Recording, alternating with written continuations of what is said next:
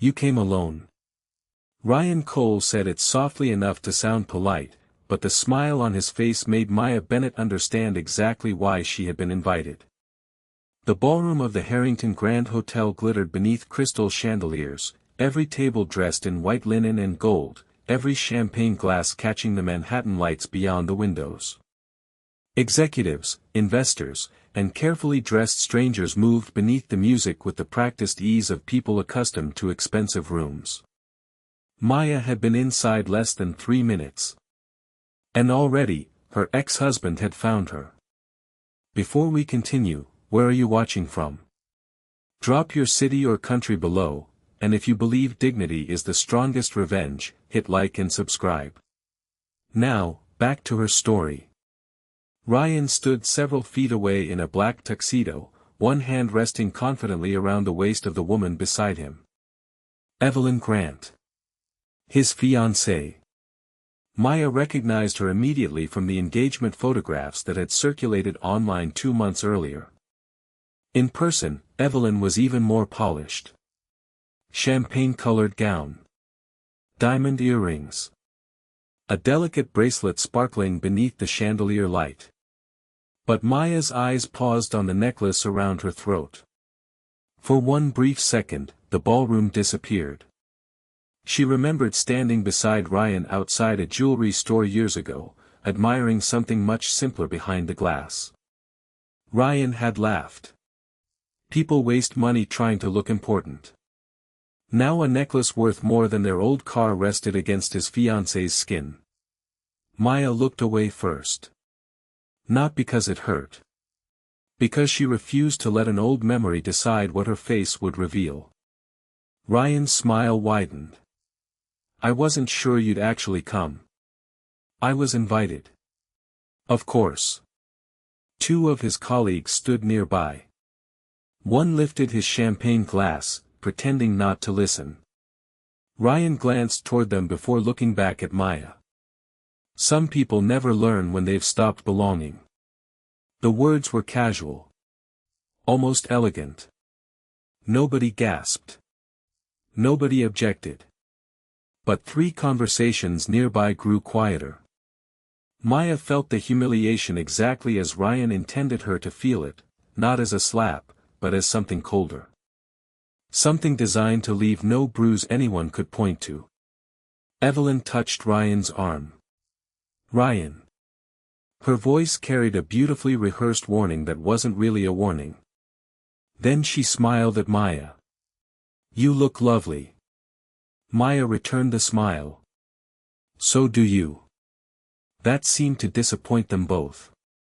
Ryan had expected discomfort. Evelyn had expected comparison. Maya offered neither. She simply stood beneath the chandelier in a dark emerald dress, one hand resting loosely around her clutch, her expression calm enough to make Ryan study her more carefully. Something about her was different. He couldn't name it. Across the ballroom, an older executive had just noticed Maya. His conversation stopped. Recognition flickered across his face. He took one step toward her. Maya caught his eye. Then, almost imperceptibly, she shook her head. Not yet. The executive stopped. Ryan saw none of it. He was too busy enjoying what he believed was the final proof that leaving Maya had elevated his life. He drew Evelyn slightly closer. Her diamond flashed between them. Then he looked Maya over once more, from her understated dress to the empty space beside her. His expression softened into something almost pitying. You really came alone. Maya held his gaze. Around them, glasses chimed. A waiter passed carrying champagne. Somewhere near the stage, a microphone came alive with a brief pulse of static. Maya's fingers relaxed around her clutch. Then she smiled. For now. 3 years earlier, Ryan had looked at Maya across their kitchen table and told her she was not built for the life he wanted. What he never mentioned was how much of that life she had helped him build. Back then, their apartment in Brooklyn was small enough that Maya could hear the refrigerator humming from their bedroom. The kitchen window faced a brick wall. The radiator complained through winter nights, and the table beneath it had one uneven leg Ryan kept promising to fix. Still, Maya had loved that place. Because she had loved him. At 2 in the morning, she would sit barefoot on the floor beside their second-hand coffee table, correcting Ryan's presentations while he practiced pitches for interviews. Again, she would say gently. Ryan would sigh. She would smile. Again. When his confidence failed, Maya lent him hers. When his savings disappeared into networking dinners and executive courses, she quietly moved money from the account she had been building for graduate school. She never called it sacrifice. She called it marriage. Then came Harrington Capital. Maya still remembered the morning Ryan received the email. He stared at his phone for several seconds before shouting her name. She ran from the kitchen with coffee on her fingers. I got it. Ryan lifted her off the floor. For a moment, they were laughing like two people who believed success belonged to both of them. That evening, Maya waited outside a restaurant in the rain while Ryan celebrated with his new colleagues. He had texted, just 20 more minutes. 20 became 90. When he finally appeared, he smelled like whiskey and expensive cologne from a room Maya had not been invited into. Something began changing after that. Slowly.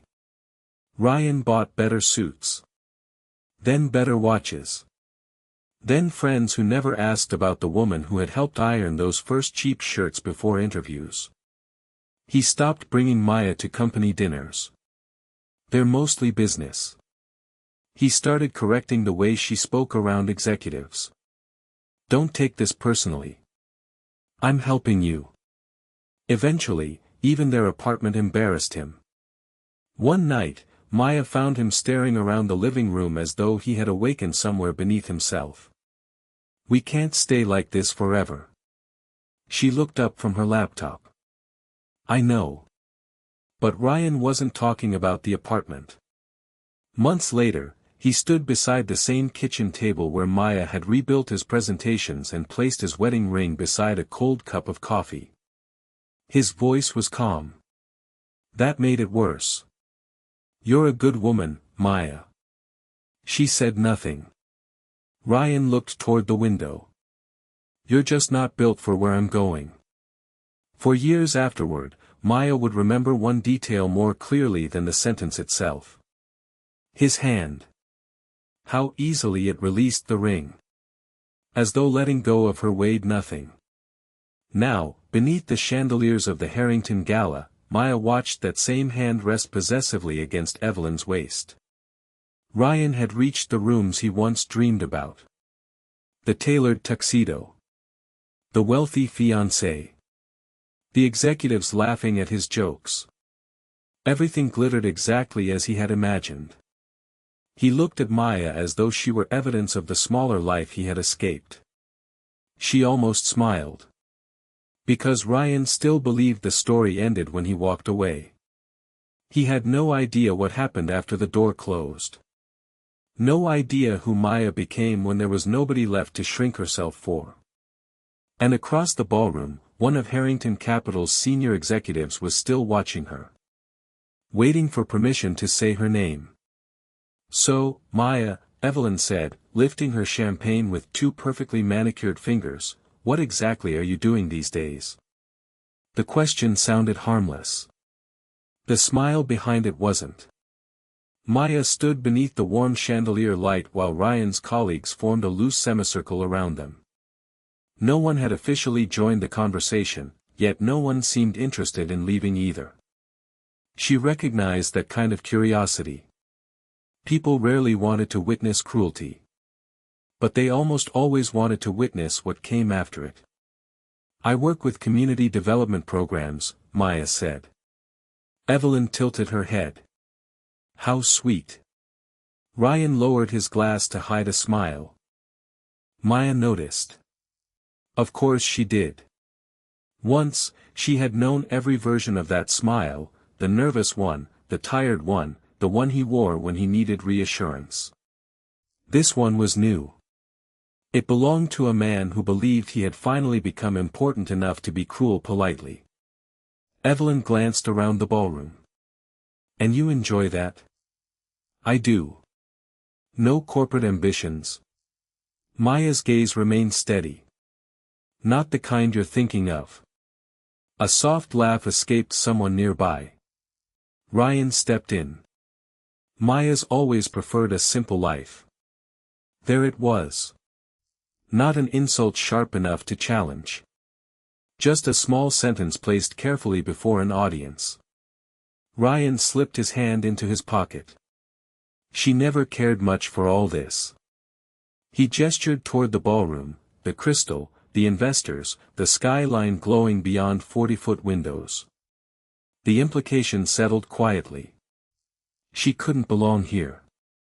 So she had taught herself not to want it. Maya looked at him for a moment. She could have reminded Ryan who edited his first Harrington application. She could have mentioned the nights she stayed awake helping him memorize financial reports he barely understood. She could have told everyone exactly whose savings paid for the executive course that eventually put him in this room. Instead, Maya reached for a glass of sparkling water from a passing tray. "Maybe you're right." Ryan blinked. The answer robbed him of somewhere to go. Evelyn recovered first. "Well, happiness doesn't have to look the same for everyone." "No," Maya said softly. "It doesn't." Silence. Small. Almost invisible. But uncomfortable enough that Ryan shifted his weight. Then Maya noticed movement across the ballroom. A silver-haired man had stopped mid-conversation. Thomas Whitmore. Senior Vice President of Harrington Capital. Ryan had once spent an entire Sunday rehearsing how he would introduce himself to him. Whitmore was staring directly at Maya. Recognition crossed his face. Then warmth. He excused himself from two board members and started toward her. Ryan followed Maya's gaze. His posture changed immediately. "That's Thomas Whitmore." The pride in his voice was almost boyish. "He's one of Harrington's most influential executives." Whitmore came closer. 10 feet. 7. 5. His eyes never left Maya. Ryan straightened his jacket, preparing to intercept him. But Maya understood what would happen if Whitmore reached them. Not yet. She met his eyes and gave the smallest shake of her head. Whitmore stopped. For half a heartbeat, confusion crossed his face. Then he understood. He nodded once. Respectfully. And turned away. Ryan saw only the turn. He smiled. Apparently convinced the executive had changed direction because Ryan wasn't important enough yet. Maya lowered her eyes to hide the faintest trace of amusement. Behind them, the orchestra shifted into a slower song. Evelyn touched Ryan's sleeve. Ryan leaned closer to Maya. "You know," he murmured, "you don't have to pretend you're comfortable here." Maya looked past him toward the stage, where staff members were placing gold folders beside the microphone. One of those folders carried her name. She took a quiet sip of water. "I know." Ryan smiled, believing he had won. Maya let him. Tonight, his confidence still needed darkness. And she had no intention of turning on the lights too early. The first morning after Ryan left, Maya woke at 5:40 and reached toward an empty side of the bed. For one confused second, her hand searched for warmth. There was none. Only cold cotton and the distant rattle of pipes inside the wall. She stared at the ceiling until the alarm rang. Then she got up. There was no dramatic beginning to Maya's new life. No triumphant music. No sudden fortune waiting behind the divorce papers. There was rent. There were bills. There was a studio apartment in Brooklyn with one narrow window overlooking a laundromat sign that blinked red through the night. And there was work. Every morning, Maya made coffee in a chipped blue mug, tied back her hair, opened her aging laptop, and began before sunrise. At first, she worked for a small non-profit helping women return to employment after divorce, abandonment, or financial hardship. The office occupied 2 rooms above a pharmacy. The printer jammed constantly. The coffee tasted burned. Nobody wore designer suits. Nobody cared. Maya loved it. She sat across from women who arrived carrying folders full of overdue notices and voices trained to apologize. Some had not controlled their own bank accounts in years. Some had forgotten how to write resumes. Some whispered when they talked about money. Maya understood that whisper. So she started staying late. She built spreadsheets. Found training programs. Called employers. Created simple financial workshops after realizing how many women knew exactly how much groceries cost but had never been allowed to see a mortgage statement. Weeks became months. The program grew. 1 folding table became 3. 6 women became 30. 30 became hundreds. Maya never posted photographs beside success stories. She never needed strangers to know she had helped. What mattered were the mornings afterward. A woman walking into her first interview in 11 years. Another signing a lease in her own name. Another holding a paycheck and crying because nobody could take it from her. Somewhere between those moments, Maya stopped counting the days since Ryan. That surprised her most. Freedom did not arrive like fireworks. It sounded like her apartment at 6 in the morning. Quiet. Coffee dripping. Sunlight spreading across the floor. Nobody asking where she had been. Nobody correcting the way she spoke. Nobody making her measure her dreams against someone else's comfort. One rainy Thursday, Maya's organization hosted a modest fundraiser in a converted warehouse near the East River. Nothing glamorous. Metal chairs. Paper name tags. Boxes of donated materials stacked beside the entrance. Maya was carrying one when the bottom nearly gave way.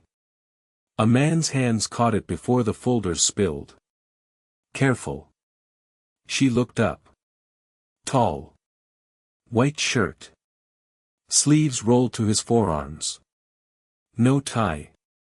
He looked more like someone helping clean up than someone important enough to have his name printed anywhere.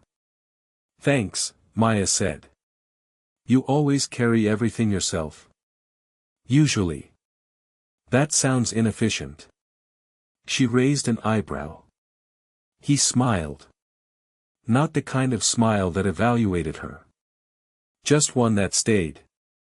Together, they carried the box inside. For the next 20 minutes, he helped move chairs without introducing himself.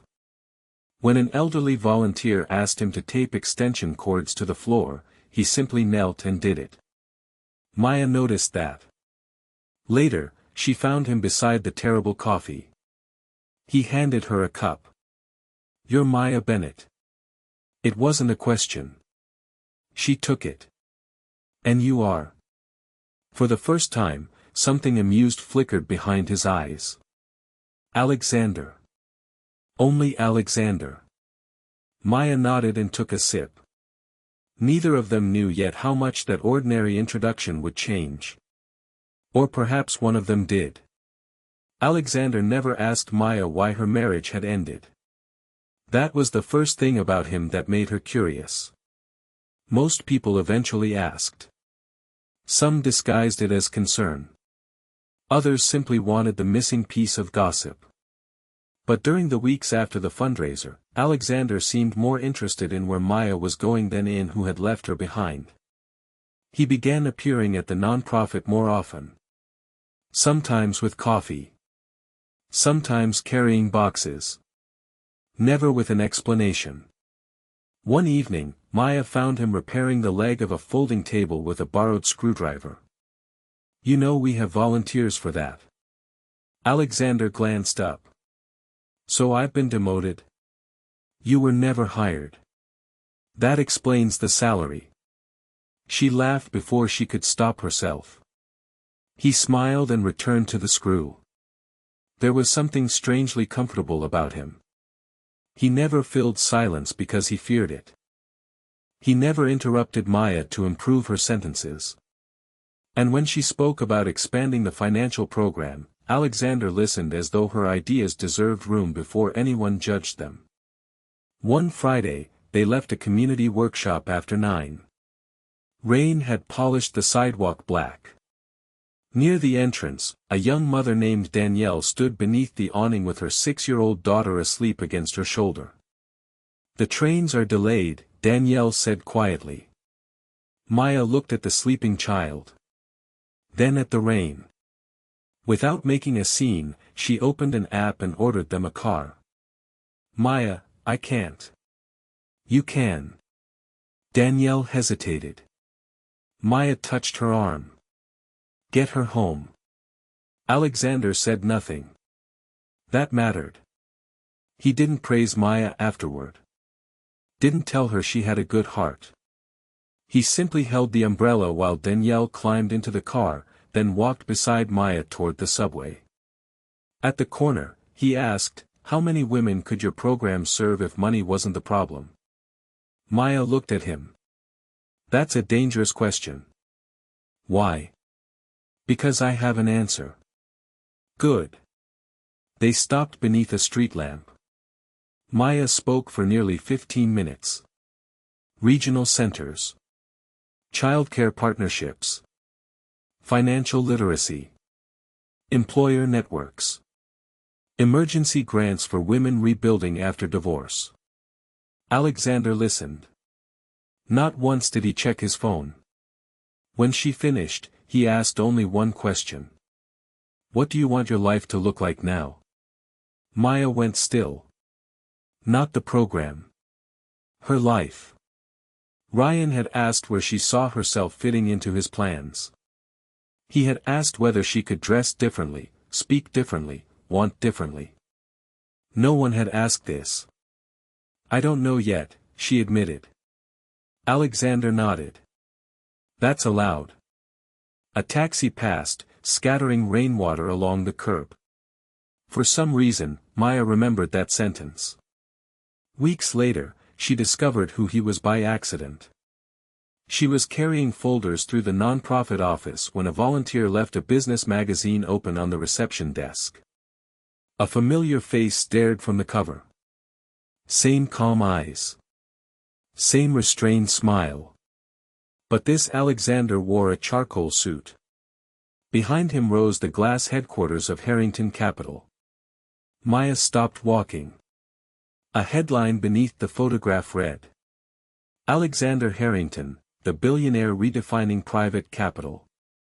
For several seconds, she simply stared. Then her phone vibrated. A message from Alexander. "Coffee tomorrow?" Maya looked from the screen to the magazine. A laugh escaped her. Not because he was wealthy. Because suddenly she understood every careful omission. Months later, standing inside Harrington Capital's glittering gala, Maya would remember that moment. Ryan believed the most powerful man in the building was somewhere above him. Maya knew differently. She knew Alexander as the man who had once knelt on a nonprofit floor fixing a broken table. And Ryan had absolutely no idea that Alexander knew her too. Ryan thought the evening was moving toward the moment that would change his career. Maya knew it was moving toward something else entirely. Back inside the ballroom, waiters began clearing champagne glasses as the orchestra softened. Staff members moved toward the stage, placing gold folders beside the microphone. Ryan checked his watch. 20 minutes. Evelyn adjusted his bow tie. Nervous? Not even slightly. But Maya noticed the way his thumb rubbed the edge of his cuff. She remembered that habit. Ryan always did it when he wanted something badly. Tonight, he wanted the promotion. For months, Harrington Capital had been considering several executives for a senior leadership position. Ryan had spoken about it often enough that even people outside the company knew. He believed tonight would confirm that he had finally arrived. What he had not done was read the entire gala program. If he had, he might have noticed a second announcement beneath the corporate awards. Harrington Foundation National Community Initiative. And beneath it, in small gold letters, Maya Bennett. The program she had built from folding tables and borrowed office space had been selected for a major national expansion. Alexander's foundation would provide the capital. Maya would retain leadership. Her work would remain hers. That had been her condition. Across the room, Ryan lifted his champagne. To the next chapter. Evelyn touched her glass to his. Then she glanced at Maya. We should take a picture. Maya looked up. Evelyn smiled brightly. All three of us. Ryan laughed. Seriously? Why not? The happy couple and the ex-wife. Two people nearby heard her. One looked down immediately. The other pretended to check his phone. Maya set her water on a passing tray. No, thank you. Evelyn's smile tightened. Oh, come on. It's just a picture. I know.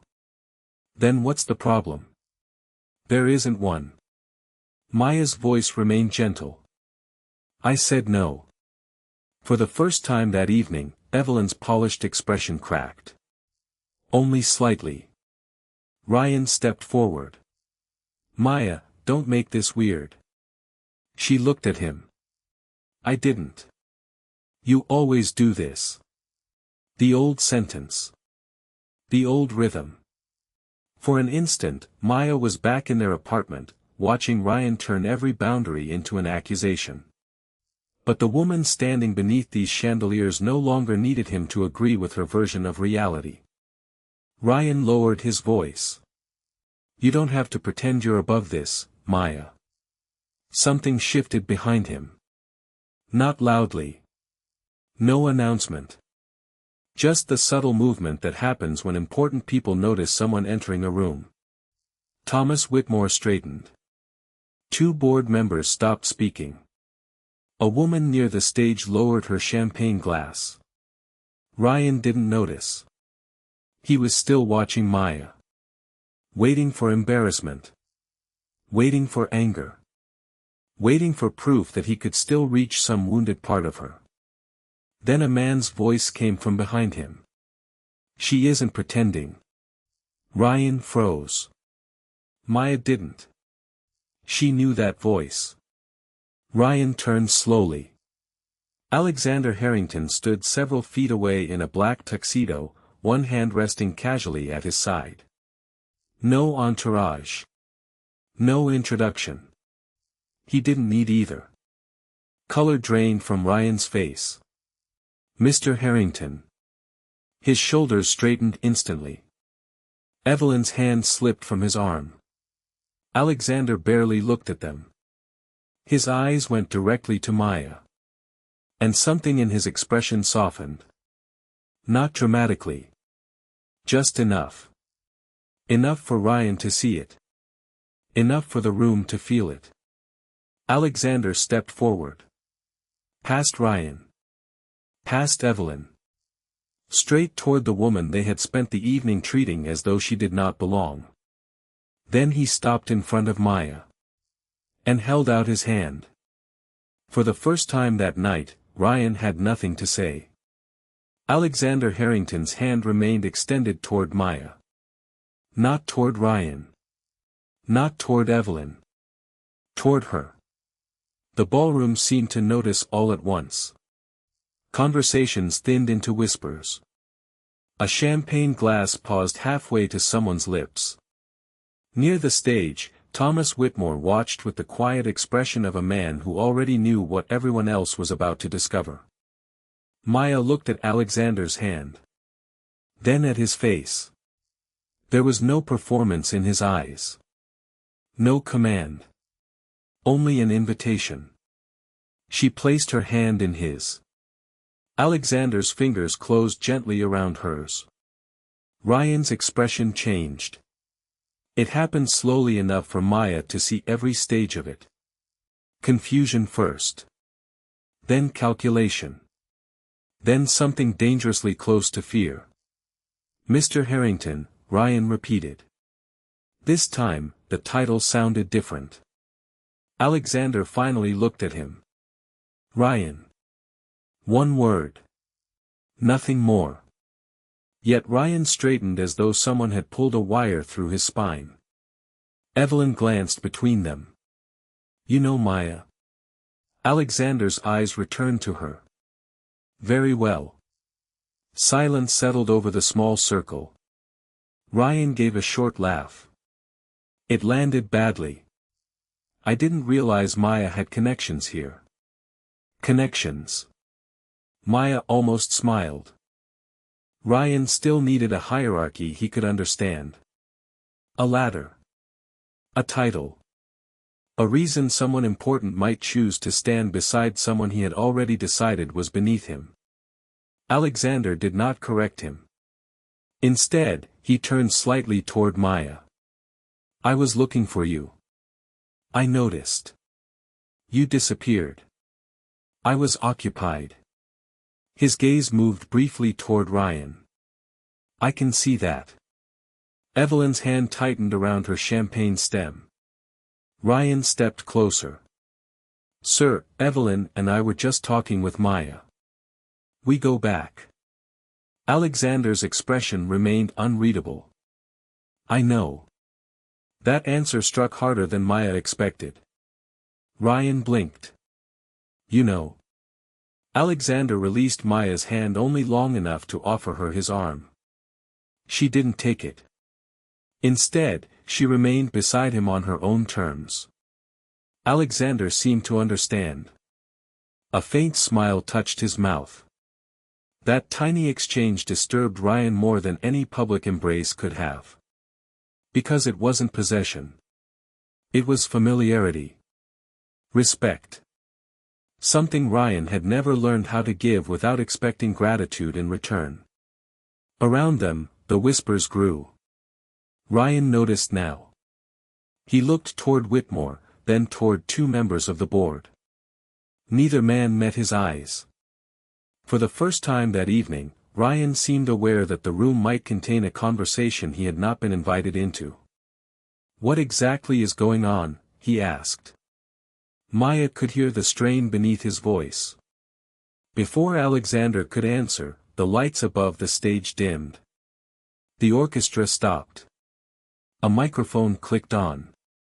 "Ladies and gentlemen," the host announced, "if you'll please take your seats." Guests began moving toward their tables. Ryan remained where he was. Alexander looked toward the stage. "We should go." Ryan frowned. "Go where?" Alexander turned to Maya. "They're ready for you." Maya nodded. Then she began walking beside him toward the front of the ballroom. Ryan stared after them.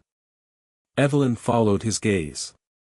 At the edge of the stage, a staff member stepped forward and handed Maya one of the gold folders Ryan had ignored all evening. Ryan's face tightened. Then the enormous screen behind the podium faded from black to gold. A name appeared across it. Not Alexander's. Not Ryan's. Maya Bennett. And beneath it, in smaller letters, were the words Ryan was still too far away to read. Ryan finally saw the words beneath Maya's name. Founder, Bennett Women's Financial Initiative. Below that appeared another line. National Expansion Partner, Harrington Foundation. His champagne glass stopped halfway to the table. On stage, Maya stood beneath the warm gold lights while Alexander remained several steps behind her. Not in front. Not shielding her. Behind her. The distinction mattered. The host spoke about a program that had begun in 2 borrowed rooms above a Brooklyn pharmacy. About women returning to work after divorce, abandonment, and financial hardship. About hundreds of families already served. Ryan barely heard the numbers. He was staring at Maya. The woman he once accused of lacking ambition had built something without him. Worse, she had built it after him. Applause rose through the ballroom. Maya accepted it with a small nod. No triumphant smile. No glance toward Ryan. That somehow hurt more.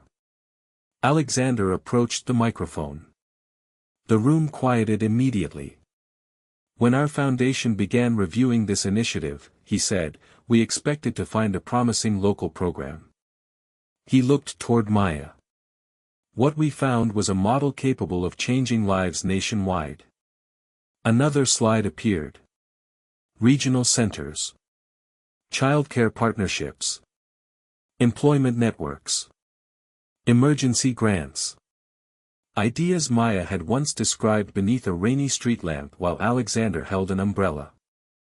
Ryan leaned forward. He recognized something now. Not the program. Her expression. He had seen that light in Maya's eyes years ago whenever she spoke about graduate school, community finance, or work she wanted to build. He had called those ideas unrealistic. Then he had stopped asking about them. Alexander continued. Harrington Foundation will fund the national expansion while Ms. Bennett retains full leadership of the initiative. A murmur traveled across the room. Evelyn slowly turned toward Ryan. You knew about this? Ryan didn't answer. Because admitting he hadn't known was worse than admitting he had. Alexander rested one hand against the podium. Then his voice became quieter. We don't invest in people because of who stands beside them. The ballroom stilled. We invest in what they built when nobody was watching. Ryan's jaw tightened. Across the tables, Thomas Whitmore began applauding. Others followed. Within seconds, the entire ballroom was standing. Ryan rose last. Maya looked out across the room. For one brief moment, her eyes found his. She didn't smile. She didn't punish him with satisfaction. She simply looked at him as one might look through a window at a place once lived in. Then she turned away. Evelyn's hand slipped slowly from Ryan's arm. He noticed. Evelyn. She looked at him differently now. Not because Maya had become wealthy. Not because Alexander Harrington stood beside her. Because Evelyn had watched Ryan spend an entire evening humiliating a woman whose accomplishments he had never bothered to understand. And suddenly, his confidence looked less like strength. It looked like insecurity wearing an expensive tuxedo. On stage, Alexander stepped aside. The microphone belonged to Maya. She approached it. Ryan held his breath. Perhaps now she would expose him. Tell everyone what he had said. Tell them how he left. Tell his boss exactly what kind of man worked beneath him. Maya looked across the ballroom. Then she spoke only about the women her program would serve. Not once did she say Ryan's name. That was when he understood. He wasn't important enough to be part of her victory. The applause returned. Maya stepped away from the microphone. Alexander offered his hand again. This time, she took it. And as they descended from the stage together, Ryan realized the cruelest part of the evening. Maya had never come there to prove him wrong. She had simply become everything he once told her she could never be. Ryan waited until Maya was almost outside the ballroom before he finally said her name. Maya. She stopped. Behind her, applause had dissolved into music again. Waiters moved between tables. Champagne flowed. Manhattan glittered beyond the glass as though nothing extraordinary had happened. Maya turned. Ryan stood alone near the doorway. Evelyn was gone. His bow tie sat slightly crooked now, and for the first time that evening, he looked less like the man he had spent years becoming and more like the man Maya once knew in a small Brooklyn apartment. Alexander stood several feet away. He didn't interrupt. He simply waited. Ryan approached slowly. "I didn't know." Maya held his gaze. "I know." 3 years ago, those words would have opened something inside her. She would have explained everything. How hard she worked.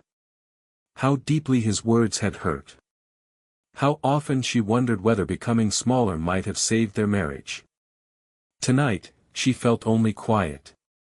Ryan glanced toward the ballroom. The foundation. The program.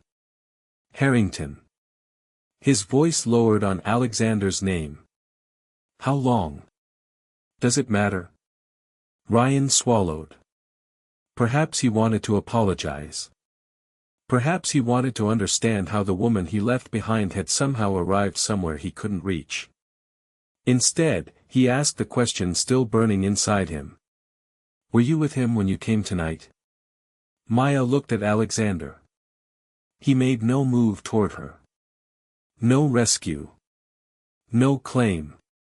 Just patience. She looked back at Ryan. "Ryan, I didn't come here with him." Confusion crossed his face. Maya's smile was small. "I came here as myself." The words landed between them. No anger. No revenge. Nothing Ryan could fight. He lowered his eyes. For a moment, neither spoke. Then Ryan whispered, "I was wrong about you."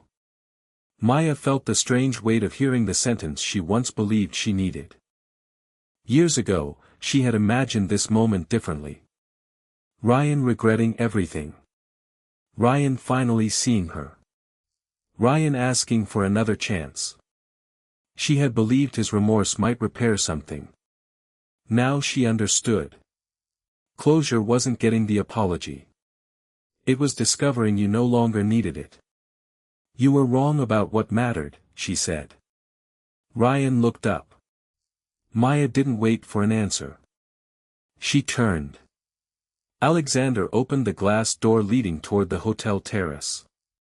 He didn't place a hand on her back. He didn't guide her through. He simply held the door. Maya walked through it herself. Cool night air touched her face. Below them, Manhattan moved in rivers of headlights and illuminated windows. Alexander joined her at the railing. "You okay?" Maya looked back through the glass. Ryan remained inside beneath the chandeliers, surrounded by the world he had once believed would prove his worth.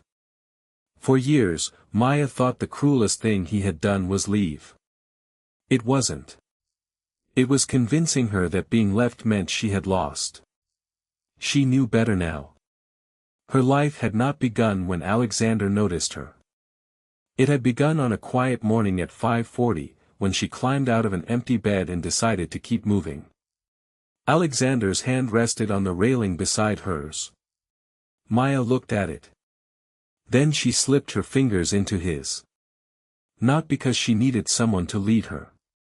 Because this time, she was choosing who walked beside her. Inside, Ryan watched through the glass. Maya never looked back again. He had brought another woman to prove his ex-wife had lost. Instead, he witnessed the life she built after she stopped asking him to recognize her value. She didn't win him back. She won herself.